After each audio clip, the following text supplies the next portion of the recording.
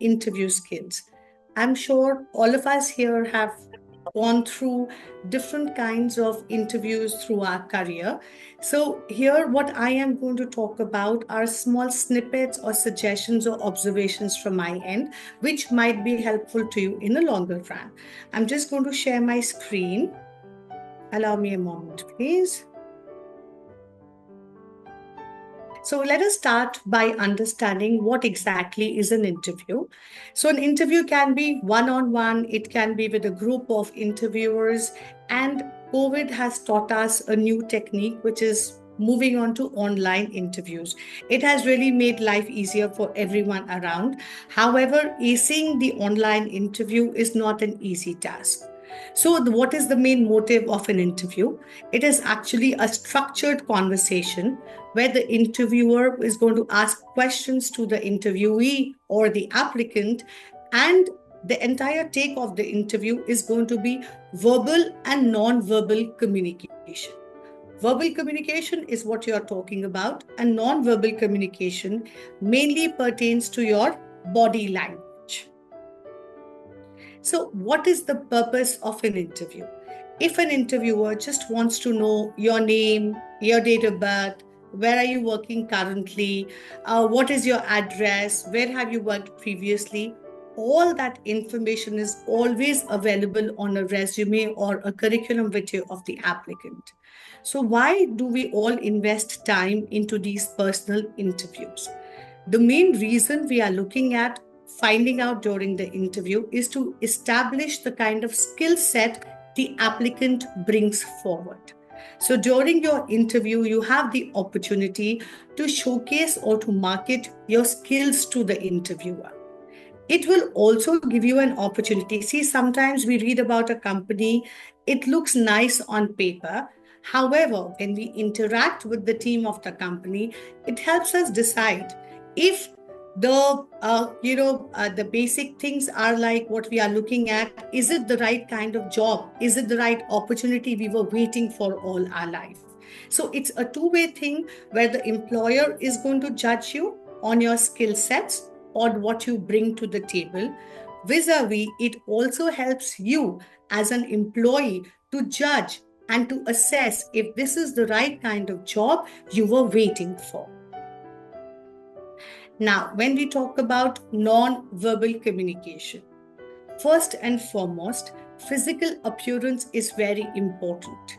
The applicant must appear professional and confident.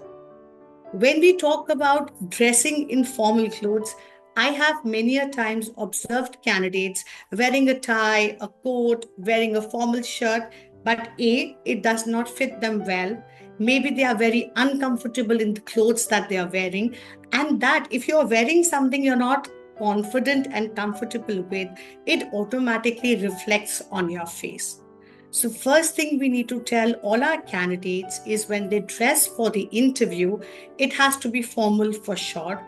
However, it should fit them well and they have to feel confident in it. They have to feel comfortable in what they are wearing.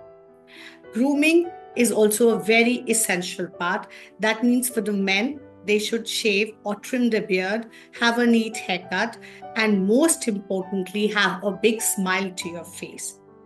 In today's world, whatever kind of work we are doing, being hospitable is very important. Appearing friendly, appearing approachable is very important, especially in the market segments that we deal with, be it be healthcare, be it be hospitality, be it be finance, be it be IT. Some kind of interaction is always an essential part of our job role.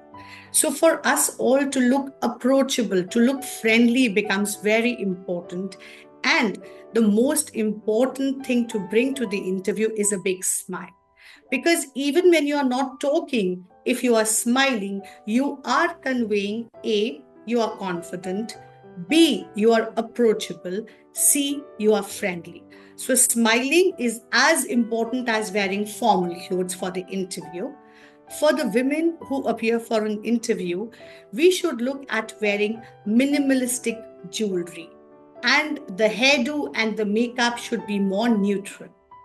When we wear a lot of jewelry or things that distract the interviewer, it is never good, because then the interviewer is not focusing on you. He or she is not focusing on your skill set. They get distracted, maybe by your loud clothes, maybe by your hairdo, maybe by excessive jewelry. So we should ensure that our jewelry is towards the minimum side. Body language, again, a part of non-verbal communication. We have to be mindful of what our body language speaks about us during the interview. It is extremely important that we appear confident, open, and friendly. Simple thing while sitting for an interview. Like today, Manshi was very sweet to correct me that can you just adjust your camera, because ideally your torso, your upper torso should be visible during the interview. So it's extremely important when you're sitting on a chair, you should sit back completely, have a straight back, and most importantly, maintain eye contact. This is a major issue while people are usually, not used to online interviews. So what happens when they are getting through an interview, they perpetually keep on looking at the screen. Now, when you are looking at the screen, your eyes will always come across as downcast. Like currently, I am looking at the camera aperture and talking to you all. However, if I look at the screen, automatically my head goes down, and as you can see, my eyes become downcast. So it looks as if I am hesitant and I am not confident in maintaining eye contact. So I will always recommend all the applicants, while you are talking, please have a look directly into the aperture of the camera so that the interviewer gets a feeling that you are maintaining a good eye contact. Another thing, especially when we are doing online platforms, how does an interviewer know that you are engaged in a conversation? When you are physically sitting, it has a different impact. However, when we are on the online mode, while the interaction is going on, when the interviewer is talking, it is important to perhaps nod your head, not like a Bobby doll, yes, but you need to nod your head as in an acknowledgement and showing that you are participating in the conversation. So, these are some very important takeaways for your body language. Now, we always say that this person has positive body language and this person has negative body language. So, here I have just highlighted a couple of things that fall under the negative body language. The first and foremost, arms folded in front of the body. A simple thing like this. So when you are sitting like this in front of the interviewer, this is called negative body language because your body is closed. That means it is just the opposite. You are not open, you are not friendly, and that also means you are not open to suggestions. This is that you are shielding yourself, you are hiding yourself, you are underconfident. Next, minimal or tense facial expressions. As I said in the previous slide, smiling is extremely important. So is a pleasant facial expression. While I'm talking to you, if I have a smile, I come across as friendly, approachable. But then look at my expressions now. If I'm like going to be like this, my eyebrows are going to be together, and I look confused, I look underconfident, I look scared, that is never considered as a good positive body language. Another point, body turned away from the interviewer. While we appear for an interview, our interviewer is the most important person for us. So he or she needs to have complete focus and our attention.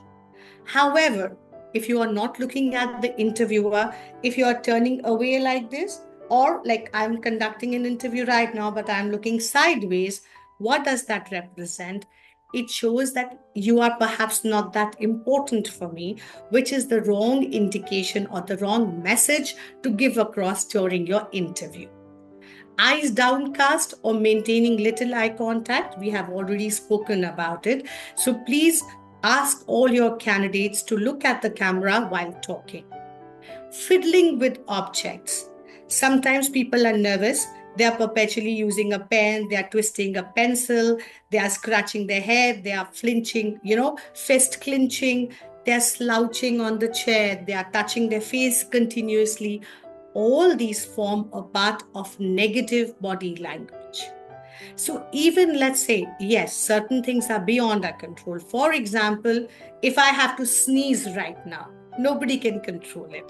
However, if I sneeze, then I should either put myself on mute or just excuse myself from the interview room, sneeze and come back. Or, in case if it's really, really beyond my control, I sneeze, but I make sure that I apologize. Same thing goes with cough. Many a times when I'm conducting webinars and talking continuously, I have a dry throat and I need to take a sip of water. I do that while I'm on the camera, but I'm always informing my applicants or my candidates about it. I excuse myself and I always thank them for their patience. So we need to be mindful about the negative body language and ensure that we don't do any of these things that are listed here. Now we come to frequently asked questions. When an interview starts, how do we break the ice? The first question is always something like, tell me something about yourself. Please introduce yourself briefly. This is how you break the ice during the interview.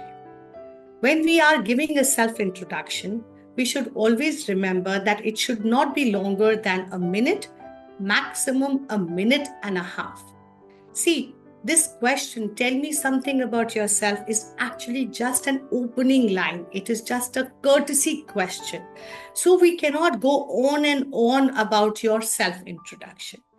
And a very important fact here, when you are introducing yourself, you are talking about your work profile, about your education, about your experience. It should always be in a reverse chronological order. What do I mean by that? I simply mean that you should always state your current job first and go in the reverse chronological order. The simple reason being, today you are sitting in that interview room because of what you have achieved and what you are doing currently. Right? So saying that I started my career in the year 1999 at just an entry-level position and then showing your entire climb and then coming to the main part that currently I'm working at so-and-so designation, the interviewer loses interest. He or she is interested in you for what you are today, for what you have achieved today. Simple example, if I were to ask you, please state your educational qualification, you will always say that I've done my master's from so and so university, or I've done my bachelor's or a diploma from so and so place. You will never mention, I first went to nursery, then I went to class KG, then I went to class 1, then I went to class 2, because that is too much information. Similarly, when we are talking about our experience or about our work profile, we should always start with the current job and go in the reverse order. Next question, why do you want to work for this company?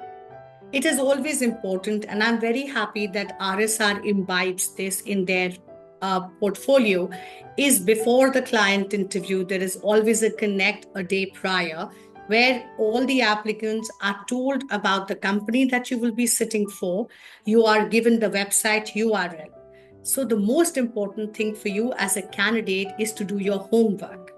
You should know what the company is, when was it established, where do they have their offices, what kind of work they do, who is the managing director. Because when you do your homework about the company, all right, it impresses the interviewer because it shows that you are keen and interested in being a part of that organization. Another question a lot of companies ask is, why should we hire you? Now, this is where you need to hit the ball out of the park for a sixer. Why should we hire you? You don't have to give those long answers, which we tend to read on Google or on ChatGPT, that this is the right way to answer to this question.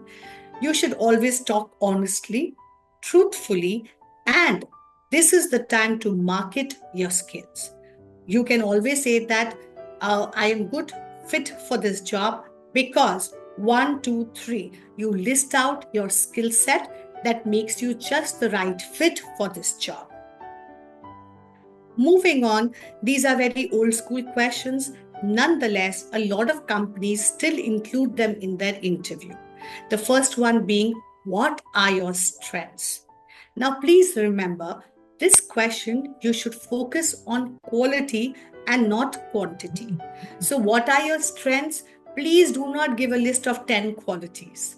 All right. You should list your strengths, your qualities, which are aligned for the job role that you are applying for. So let us say there is a job that requires you to be out there to have a lot of guest interaction. So I am friendly, I am a people's person, I like interacting with people, I are top qualities. Similarly, when they ask you, what are your weaknesses? Always remember, nobody is perfect. You, me, all of us alike have certain negatives or certain weaknesses. However, a smart person is a person who acknowledges his or her weaknesses and continuously focuses and works on it. All right, like my weakness, for example, I'm not very good with names. I forget names very easily. So, what I do, let's say I've met someone called Poonam today. So, I'll try to have an acronym in my head that will help me remember it in future. Or whenever I go for meetings, I always carry a notepad with me, and whomsoever I'm conducting the meeting with, I make sure that I jot down their name so that when I interact there with them, let's say after a couple of months, and I am like, hey, Poonam, how are you doing? They also feel nice that I have made the effort to remember them. So when you talk about your weakness, again, a weakness that you choose to talk about should not be a weakness that is very detrimental to your job. I remember interviewing someone for a position of a chef, and I asked him this old school question, tell me your weakness. And he told me I'm very lazy. So now, if you are going to tell an interviewer that I am lazy, nobody's going to hire you. So, this question, what are your weaknesses? Choose one and always explain to the interviewer how are you working on improving this shortcoming of yours. And this is my last slide where we are just going to discuss again on online interviews. Most importantly, there should be no distractions during your online interview process. You need to find a quiet corner for the interview. Like how we all are sitting today, this is the right approach. We should be in a quiet place, have no distractions, because when you have distractions, even unknowingly, your eyes will wander. So, if I have something happening right in front of me, I will not be focusing on you. I will be looking elsewhere, which is never a good sign. Next, preferably sit facing the back towards a wall. The good thing again with RSR is that we always share a backdrop with you, like how we all have provided one today. Just make sure that you apply it on your screen. Find a comfortable upright chair to sit. And a lot of candidates do this while they are undergoing an interview. They are using their phone. We respect that you are at work. Yes, it is not possible to always have a laptop to your access. However, even if you are using your phone, please do not walk and talk. Again, it is very distracting for the interview. If you have the mobile and you are walking around, things behind you keep on changing. Then there are sounds in the backdrop, sometimes even the internet connectivity, depending on which area you are in. I'm sure all of us have experienced that, oh, in this room I have better internet connectivity, and this is where the lag happens. So when you're walking around and talking, it is a bad example for the interview. Even if you don't have a choice and you have to use your phone, please ensure that you keep your phone at a stationary place. You apply the backdrop and give your 100% focused for the interview. The room should be well lit. I am sure the team keeps on repeating this over and over again. You should be sitting against the light. You should not have the light behind you because it darkens your face. The light should always, you should be sitting opposite the light source so that your face comes across well lit. Next, internet connectivity, very important. Like today, I was doing the session. I ensured that I checked, logged in 5 minutes prior to the scheduled time. I ensured my screen was ready, my audio and video was perfect. These are small things that you should do. This is like a mic check or a sound check all the singers do before a live performance. So, your interview, your online interview is your live performance. So make sure that you don't have any last minute hiccups that might just unnecessarily add to your stress. Because how much soever we teach you, we guide you, there is always a certain element of nervousness when you appear for an interview. So having bad internet connectivity, not being physically or visible to the applicant, to the interviewer, pardon me, not having I would say stable internet connection, all these things just add to your stress. So what you can eliminate beforehand, do that, so that when you appear for your online interview, the interview has your complete focus and you can bring your A game forward. During the interview, again, look at the camera so it seems that you're maintaining eye contact. Be energetic and sound cheerful during the interview. A lot of people don't pay attention to it. Like, I'll give you an example. I have been talking continuously for the past 20 minutes now. If I don't use different pitch and tone, if I don't, try to engage you during the interview, it becomes very boring.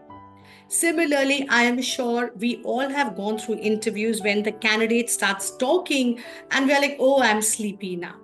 Why? Because their tone is a monotone.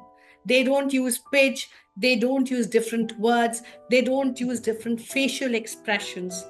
When you go for a job, nobody wants a lazy, laid back personality. Everybody wants people who are friendly, are energetic, because then you show the interviewer that I'm confident and I'm ready to take on the world. So these are some important takeaways of what an interview should be all about. I hope we all have learned something from this. All right. And I think, Manchi, we are good to go from here, please.